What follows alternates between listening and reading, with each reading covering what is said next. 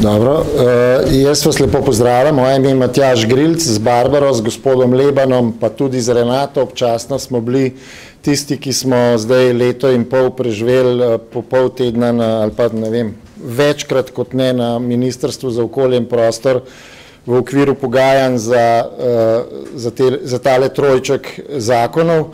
No in danes imamo namen vam zadeve predstaviti, sicer tako bolj v kratkih potezah, ne bomo prav veliko tele zgodovine, namreč kaj je, predvsem pa novosti. Moja naloga je vam predstaviti zakon, ki vam je verjetno najmanj zanimiv od vseh treh in sicer zakon o urejanju prostora. To se inženirjev tiče malček manj kot morbiti na drugi strani naše sestrske zbornice arhitektov, kjer so arhitekti, krajinski arhitekti, člani in tudi prostorski načrtovalci pač člani, ampak glede na to, da je v trojčku zakonov ZUREP tisti krovni zakon, sva se z Barbaro odločila, da bom začel jaz in da pač damo nek uvod v to. In začenjam z eno trditvijo, da so razmere v urejanju prostora v Sloveniji kritične. S to trditvijo morda se ne strinjate vsi z mano, ampak jaz mislim, da kot veste, smo že mi imeli včasih zakon o urejanju prostora, zato se ta, ki so ga sprejeli zdaj, kliče zakon o urejanju prostora 2. No, in da je ta zakon o urejanju prostora prvi, ki je bil v času ministrovanja ministrice Černelčeve, bil spremenjen in bil zakon o prostorskem načrtovanju, ki je bil mnogo ožji kot zakon o urejanju prostora, in jaz mislim, da se je s tem zakonom v Sloveniji, bom rekel, na nek način začelo razkroj tega sistema urejanja prostora, ki se danes kaže v mnogo čem. In sicer, kako ta urejen prostor, kako državljani dojemamo urejanje prostora v Sloveniji in kaj sploh je urejen prostor. Verjetno ob poplavah tale del na Viču ne, pa če pogledamo kakšno takole sliko, ko razmišljamo o urejenem prostoru in srečujemo po Sloveniji takšne fasade, je to tisti vsakdanji stik, ki verjetno nakazuje na to, da to že ni urejen prostor, kakšne takele neurejene in nekvalitetne, nekontrolirane arhitekture tudi ne, pa kakšne črne gradnje in neskladne gradnje, ki jih imamo v Sloveniji veliko, pa namenoma nisem dal še Turkove slikce gor, pa kakšne take nekontrolirane posege v kmetijske prostore in uničevanje kmetijskih zemljišč, verjetno tudi ni urejen prostor. Pa če gremo na področje geodezije, ko sem jaz ravno prihajam z geodezije, kakšen neurejen kataster in neurejen prostor, posledično verjetno tudi ne. No in če se ustavimo na konec, preden začnemo pri najbolj kritični zadevi, ki verjetno mojo tezo o urejenem prostoru in kritičnih razmerah v urejanju prostora v Sloveniji potrjuje to primer Magne, kjer smo, bom rekel, pomanjkanju ustreznih sistemskih rešitev mogli sprejeti poseben zakon za to, da smo lahko enega investitorja v Slovenijo pripeljali. Mislim, da je to en kronski dokaz, da kompleten sistem urejanja prostora v Sloveniji pač ne deluje in da vkolikor ne bi bilo kaj ukrenjeno in, bom rekel, spremenjeno, bi verjetno vse nove večje investicije rešvali na takšen način, kot smo tole Magno. Torej, sistem je bil na kritični poti in stroka je na to že dalj časa opozarjala. Kot veste, je bilo v preteklosti, se je stroka združila tudi v iniciativi Odgovorno do prostora, kjer so bili spisani pozivi, predstavljeni tudi v državnem svetu za, bom rekel, za ureditev tega področja, spisane so bile tudi teze, kaj je treba narediti, no, vendar ne glede na nenehne opozarjanje se dolgo časa ni nič zgodilo. No, par let nazaj, mislim, da 3 ali 4 leta nazaj, pa je vendarle prejšnja vlada že sprejela sklep, da gre v prenovo kompletne zakonodaje, sicer najprej ni bilo tako mišljeni so bili samo popravki, potem so pa ugotovili, da je praktično kompleten sistem prostorske in gradbene zakonodaje za prenoviti. In zdaj je teklo intenzivno delo na prenavljanju vsaj v zadnjih 2 letih. Jaz bi v štartu, čeprav to ni namen, vsem povedal, da tokrat je bila stroka vključena, v pripravo te zakonodaje, da imeli smo možnost sodelovati zraven. Kot boste kasneje slišali, mnogo več na gradbenem zakonu in zakonu o arhitekturni in inženirski dejavnosti, najmanj pa prav na ZUREP-u. To zdaj je vprašanje, zakaj tako, je to namenom ali kakorkoli, ampak bom rekel, na nekih rednih srečanjih in usklajevanjih stroka na ZUREP-u, na zakonu o urejanju prostora ni sodelovala, sodelovala je pa preko pripomb v 2 javnih razpravah. Torej, pred 14 dnevi začel veljati novi ZUREP-2, 17. novembra se mi zdi, uporabljati se začne s 1. junijem 2018, to se pravi pol leta za uveljavitev tega zakona. Zdaj je pa vprašanje ključno pa tole, ali bo novi ZUREP-2 rešil vse probleme in zadrege, ki sem jih prejle naštel, a bo situacijo, ki je trenutno na področju urejanja prostora v Sloveniji, izboljšal, a bomo imeli možnost, ali ima ta prave določitve noter, vse to bomo pa videli. Stroka ima mnenja deljena. Glavno mnenje je pa takšno, da so nastavki dobri, da zadeve žal niso bile čisto do konca, v nekaterih delih sproducirane oziroma kakšne stvari manjkajo, ampak nastavki so v principu dobri, da če bi se zakon začel izvajati v redu in če bodo tudi podzakonski akti, ki temu sledijo, kvalitetni, imamo možnosti, da se zadeve izboljšajo. Evo, toliko za nekakšen uvod, zdaj bi se pa jaz na sam zakon fokusiral in sicer sva se z Barbaro dogovorila, da predstavljati kompleten ZUREP imamo čisto popolnoma premalo časa zdajle in ga bomo preleteli v nekih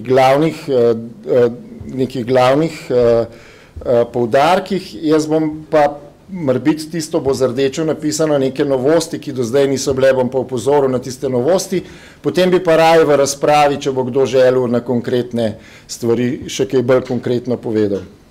Torej, tole so poglavja novega ZUREP-a, taka precej klasična, in kdor je poznal prejšnji zakon, se mu ne zdijo nobene zadeve take, razen morebiti 5. in 6. in sicer v novem ZUREP-u se po dolgem času oziroma prvič pojavlja tudi poglavje zemljiške politike.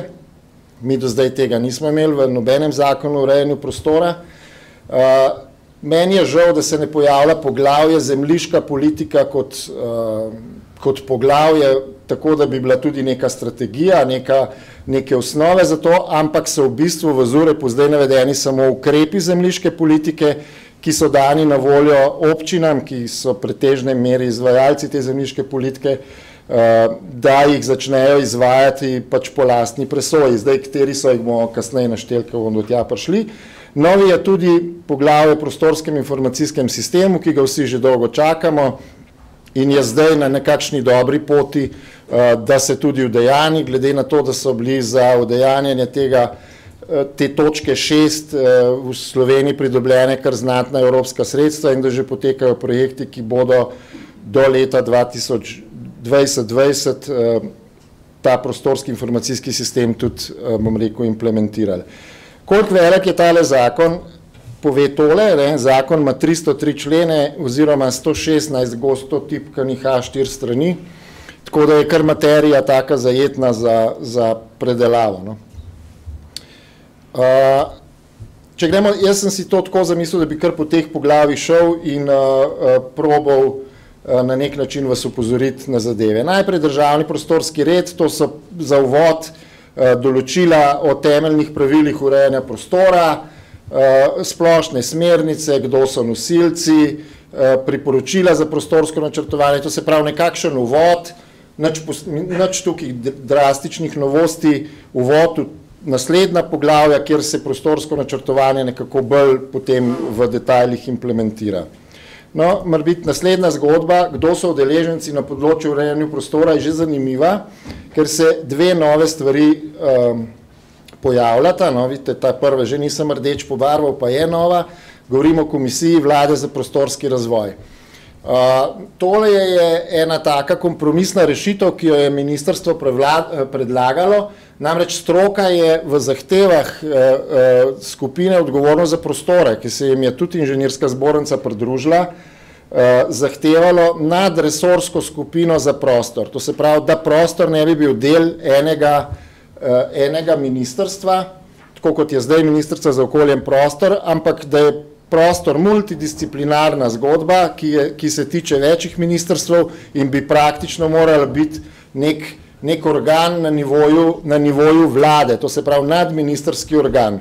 No, to se ni zgodilo in kompromis je ta, da je zdaj ministrstvo z ZUREP-om predlaga, oziroma zdaj se bo to naredilo, to komisijo vlade za prostorski razvoj, ki je na nivoju državnih sekretarjev in sodelujejo vsa ministrstva, iz katerih prihajajo soglasodajalci s svojimi državnimi sekretarji. To se pravi, da ko se neka zgodba v prostoru ne bo dala razrešiti zaradi nasprotovanj različnih soglasodajalcev, bo ta komisija to zgodbo vzela, bom rekel, na nadministerski ravni in pač odločila. To je neko stalno delovno telo vlade bo. Potem poznamo že odprej nosilce urejanja prostora, ki so različna ministrstva, organi lokalnih skupnosti. Seveda, še vedno je pristojno Ministrstvo za okolje in prostor. Nova stvar, ki je pa tudi tukaj, je pa prostorski svet. Ta prostorski svet je strokovno posvetovalni organ, ki ga ustanovi Ministrstvo za okolje in prostor in praktično pripravlja materijale tudi za komisijo vlade za prostorski razvoj, za tisto prvo točko. No in pomembno zato je, da so spustili v ta prostorski svet tudi stroko in med drugim tudi našo zbornico in ZAPS in tukaj noter bomo imeli tudi mi kot Inženirska zbornica Slovenije svojega predstavnika, kar se mi zdi pozitivno. No, naslednji udeleženci so pripravljalci, pobudniki, investitorji, znana stvar, izdelovalci, občinski urbanist, no zdaj nevladne organizacije dobivajo v tem zakonu tudi malo večjo vlogo. Opredeljena sta vloge Urbanističnega inštituta in Geodetskega inštituta za naloge, ki jih ima direktno država, za direktno izvajanje teh nalog in pa tukaj izvajalci ocenjevanja nepremičnin, ki za moje pojme ne pašejo v tale nabor, ampak tako pač je. Če gremo naprej na naslednjo poglavje, prostorsko načrtovanje. Zdaj, to je tako, kar je eno obširno poglavje v zakonu in seveda tudi pomembno. Za to poglavje je bil prejšnjem, bom rekel, pred tem zakonom poseben zakon, zakon o prostorskem načrtovanju. Imeli smo potlej, kot veste, še zakon o ureditvah državnega pomena in tako. Zdaj je vse to združeno v tem ZUREP-u noter. Kar je pozitivno, je narejena ena boljša distinkcija med strateškimi prostorskimi akti in izvedbenimi prostorskimi akti. To je bilo v prejšnjem zakonu vse skupaj malček zmešano, no, ampak tukaj je pa zdaj zadeva razdeljena. Od teh stvari, ki jih vi bolj poznate, strategija je bila že tudi v prejšnjem zakonu, oziroma v prejšnjem obdobju, nov je pa regionalni prostorski plan kot strateški dokument. Regionalni prostorski plan, kjer je mišljeno povezava večjih občin, ki se lahko na nivoju regije povežejo in naredijo en plan, kar je seveda smiselno v strateškem nivoju, ker vendarle neke, bom rekel, komunikacije, infrastruktura in vse se velikokrat ne načrtuje samo na nivoju ene občine, ampak na nivoju večjih občin oziroma regij in je temu namenjen zdaj regionalni prostorski plan. Potem imamo pa še občinski prostorski plan. Kot vidite, pa če naprej pogledate v izvedbene prostorske akte, imamo pa še občinski prostorski načrt. To se pravi, zdajšnji OPN, ki ga poznamo kot občinski prostorski načrt, se je razdelil na dva dela in sicer na strateški del, kjer se imenuje občinski prostorski plan in na izvedbeni del, ki se imenuje občinski prostorski načrt. In se mi zdi, da s tem, ko je bila zdaj v tem OPN-ju narejena prav ena mešanca teh zgodb, da je ta distinkcija na nek način boljša in da bojo te izvedbeni prostorski akti lahko bolj učinkoviti. Zdaj, ena občina, ki bo obvezno mogla narediti izvedbeni prostorski akt, to se pravi OPN, bom rekel, kot prostorski načrt obvezno, bo lahko svoj strateški del uresničevala skozi občinski prostorski plan, lahko pa skozi regionalni prostorski plan. To se pravi, da ni nujno, da bodo vse občine na strateškem nivoju izdelovale občinske prostorske plane. No, če gremo naprej na izvedbene, imamo še vedno državni prostorski načrt in pa uredbe, ki so povezane s tem državnim prostorskim načrtom. Že omenjeni OPN, občinski prostorski načrt, OPPN je, tako kot smo jih imeli, občinske podrobne prostorske načrte za ožje območja urejanja, bolj natančno urejanje in pa odlok o urejanju podobe naselij in krajine. To se pravi pomembna stvar, med strateškimi in izvedbenimi akti je narejena boljša distinkcija in se mi to zdi pozitivna stvar, ena od pozitivnih stvari tega zakona. Druga, tudi pozitivna stvar so obvezne strokovne podlage, ki jih predpisuje ta zakon, in sicer imamo kot podlago za OPN predpisano urbanistično zasnovo, ki predvideva od analiz do vseh drugih zgodb, ki so potrebne pred izdelavo OPN-ja, potem imamo krajinsko zasnovo, ki bo osnova za izdelavo regionalnih prostorskih planov, in pa zelo pomembno elaborat ekonomike kot obvezni del gradiva za obravnavo občinskih prostorskih načrtov in OPPN-jev oziroma podrobnih prostorskih načrtov. Kaj ta elaborat ekonomike? Predvsem je potreben za načrtovanje komunalne opreme, infrastrukture in podobno, kjer so občine saj tako po analizi teh planov, bom rekel, na najbolj tenkem ledu in bo treba praktično zdaj s tem elaboratom ekonomike, ki sicer ni še dovolj dobro predpisan v ZUREP-u, ampak bo s kakšnim aktom oziroma navodilom moral biti, je ta možnost, da občine res premislijo, kako je s to infrastrukturno opremo in komunalno opremo, preden grejo načrtovati zadeve v prostorske akte. No, ena od zgodb, ki je tudi dobra na primeru DPN-ja, je združeni postopek sprejema in pridobivanja gradbenega dovoljenja. To pomeni, da se v istem postopku, kjer se pripravlja državni prostorski načrt, bom rekel, za sprejem državnega prostorskega načrta pridobi tudi gradbeno dovoljenje, po domače povedano. To se pravi združeni načrt, tesna povezava z gradbenim zakonom, marsikaj še ni jasno, verjetno bo gospod Leban bi imel tukaj kaj več, ko se je s tem ful ukvarjal, še več zapovedan, da zadeve še verjetno niso sprocesirane popolnoma do konca, ampak ideja je pa dobra. Tole je ena schema tega iz zakona ven prepisana, kako je zdaj postopek sprejema akta in tam na levi strani spodaj še postopek gradbenega dovoljenja integriran v ta postopek. To se pravi, da zdaj ni najprej sprejet DPN, potem pa greš pridobivati gradbeno dovoljenje, ampak v istem postopku lahko, ni pa nujno, pridobiš tudi gradbeno dovoljenje. No, naslednja zadeva pa je nova, tega pa do zdaj ni bilo, reče se je lokacijska preveritev.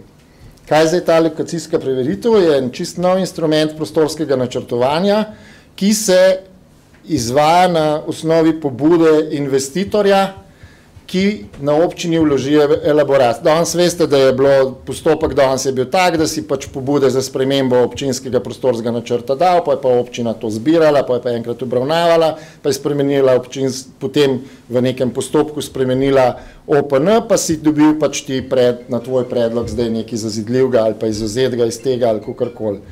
No, zdaj pa tukaj poseben inštrument, ki se obravnava, ki se ne čaka, da se jih nabere toliko, ampak se lahko vsakega sproti obravnava. Seveda je postopek približno podoben, ni čisto isti, kot je pri spremembi OPN-ja, ravno tako o tem odloča občinski svet ali mestni svet in tak sklep je potem podlaga za izdajo dovoljenja. V katerih namenih pa to uporabljamo, in sicer prvi tak namen je prilagoditev in določitev natančne oblike ter velikosti območja stavbnih zemljišč na posamezni poselitvi. To se pravi, da če del parcele, če ti je prišlo recimo tako, da imaš del parcele v pozidanem, del parcele pa ne, v kmetijskem lahko predlagaš, da se uvrsti še ta drugi delček recimo, oziroma pri nepravilni obliki parcele tvoje, ki je kakorkoli, to se pravi neke manjše posege, ki niso večje od 20% obstoječe parcele in ne presegajo maksimalno 600 kvadratov. Se pravi, to so neke individualne pobude, ki jih lahko daste na občino, občina bo skozi to lokacijsko preveritev ugotovila, a vam ugodi in preko sklepa občinskega sveta dala osnovo za to, da lahko potem na tem ali gradite ali karkoli drugega. Nekaj je tudi dopustitev individualnega odstopanja od prostorskih izvedbenih pogojev, da za nek primer, ko dokažete, da je to smiselno, se ni vam potrebno v tistem primeru, če vam to dovolijo, pač držati teh prostorskih izvedbenih pogojev, oziroma vam dovolijo neko začasno in smotrno rabo prostora zaradi nekega utemeljenega razloga. To se pravi, to so neki taki manjše spremembe plana, kjer so zdaj s to lokacijsko preveritvijo dali to možnost, da ni treba čakati na kompletno spremembo plana. Ena zadeva, ki je dvignila veliko prahu in je ostala noter, čeprav je bilo zelo veliko okrog tega debatirano, je pa sodno varstvo zoper prostorski akt. Zdaj, to, da zdaj ni bilo, je zoper vsak izvedben prostorski akt mogoč upravni spor. Tega do zdaj ni bilo, ker v upravnem sporu sodišče odloča o zakonitosti prostorskih aktov, kolikor ti akti urejajo posamična razmerja. Zdaj pa, kot vidite, lahko ta upravni spor sproži oseba, katero akt neposredno zadeva, državni pravobranilec ali pa nevladna organizacija. Kako bo tukaj praksa potekala, še ne vem, ampak tukaj so se občine zelo po koncu postavljale in probale to ven vršiti, pa zadeve niso bile uslišane.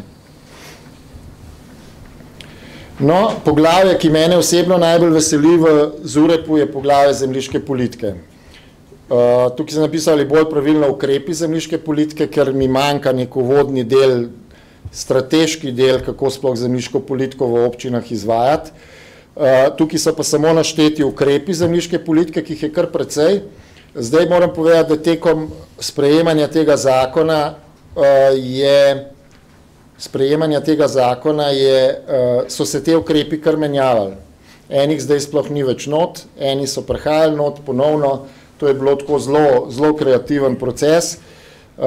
Marsikjer mi zdaj manjka, ker je bil že dober noter implementiran, pa manjka zaradi tega, ker je, bom rekel, politično padel ven, zaradi lobiranja posameznih kakšnih interesnih skupin od zadaj. Kateri so te ukrepi zemljiške politike?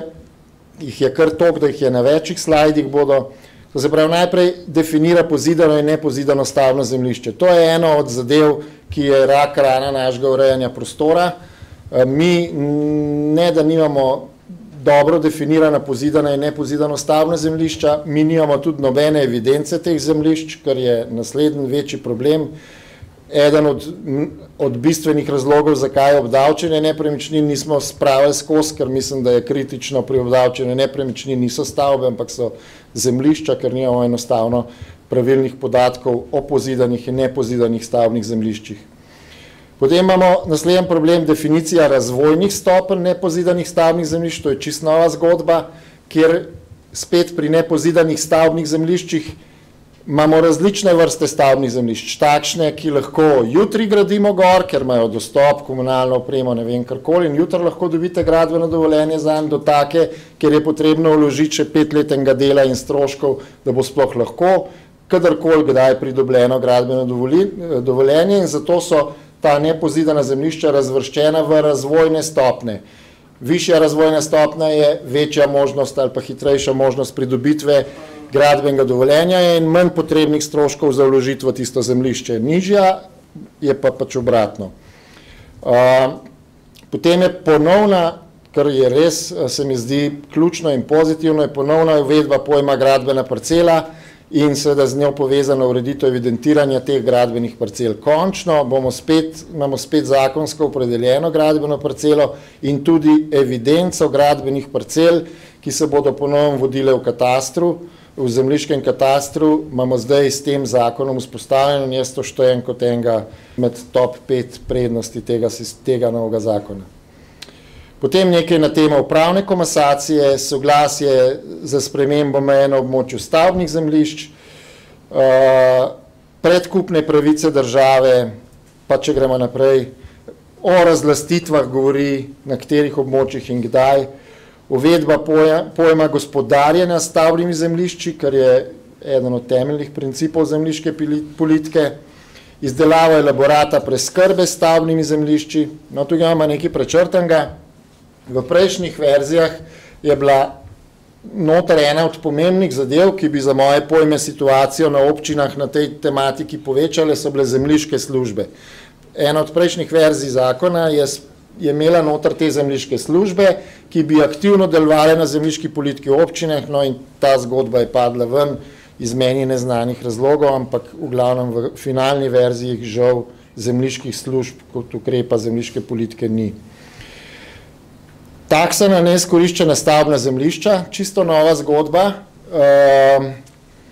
kjer vas bi lahko občina posebej obdavčila, če posedujete neizkoriščeno stavbno zemljišče, ki je primerno pač za gradnjo, pa ga vi šparate za svoje vnuke ali kakorkoli in takrat, ko ne izkoriščate pač to zgodbo, nek posebna taksa na ta neizkoriščena stavbna zemljišča. Sicer je ta inštrument noter kompletno razdelan, vendar je predpogoj, da je takšno zemljišče vpisano v evidenco stavbnih zemljišč. Evidenca stavbnih zemljišč bo uveljavljena pri nas šele leta 2021 v najboljšem primeru, torej instrument je, vendar je odlog tega, bom rekel, obračunavanja pač odložen, zaradi tega, ker je potrebna predhodna vzpostavitev evidence stavbnih zemljišč.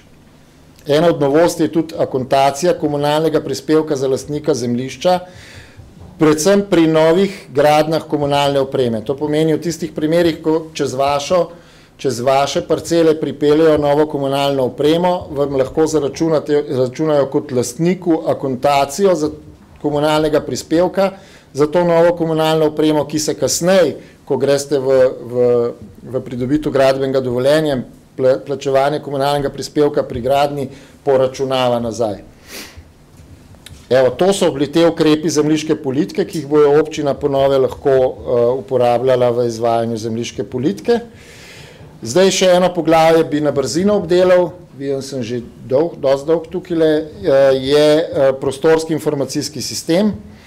Prostorski informacijski sistem je tisto, kar vsi pogrešate verjetno že dolg časa, to se pravi neko transparentno sliko in dostop do podatkov o prostorskih aktih in vseh teh zgodbah. No, definiran je prostorski informacijski sistem, ki se bo sestavil iz dveh delov in sicer se bo imenoval na eni strani e-graditev, kjer so vsi podatki o graditvi objektov, pomeni, da bo po novem kompletna linija od projektiranja do zaključka graditve in evidentiranja novega objekta digitalna, to se pravi, da bo sledljiva za vsemi dokumenti v prostorskem informacijskem sistemu. Vzpostavljena bo evidenca stavbnih zemljišč, v katero bodo prišla vsa zemljišča, pozidana in nepozidana zemljišča in pa gradbene parcele. To se pravi, to bo nova evidenca, ki se mora vzpostaviti do 2021, kot pravi zakon, kjer bo vzpostavljena bo evidenca dejanske rabe poseljenih zemljišč. Kot veste, imamo zdaj v Sloveniji že evidenco kmetijske in gozdne rabe, ki ga je vzpostavila Ministrstvo za kmetijstvo, nimamo pa evidence poseljene dejanske rabe zemljišč. Potem imamo še seznam zbirk podatkov o pravnih režimih, ki so tisti del informacijskega sistema, ki obravnava prostor. In ta del informacijskega sistema, ki obravnava prostor, ima noter implementiran tudi delovodnik o sledenju priprave prostorskih aktov. Novo je tudi to, da akt začne veljati za vpisom v prostorski informacijski sistem. Ne tako, kot je bilo zdaj, to se pravi, prehajajo na digitalno pripravo prostorskih aktov in velja takrat, ko je vpisan v prostorski informacijski sistem. Del je tudi prikaz stanja prostora. In to je pa kot zadnji del, in pa zakon uveljavlja še sistem spremljanja stanja prostorskega razvoja, kjer je potrebno po tem zakonu pripravljati 3 poročila, in sicer vladno poročilo o stanju v prostoru, ki se sprejema na Državnem zboru, občinsko poročilo, ki se predstavi tudi javnosti in je sprejeto na občinskih svetih, in pa regionalno poročilo, ki pa je osnova za načrtovanje kohezijske politike navezane na prostor. Evo, to se pravi, vlada bo mogla, oziroma ministrstvo bo moglo stalno spremljati stanje prostorskega razvoja in skozi ta 3 poročila ga bo mogla na nek način transparentno prikazovati javnosti. Evo, toliko z moje strani, kar se Zure pa tiče.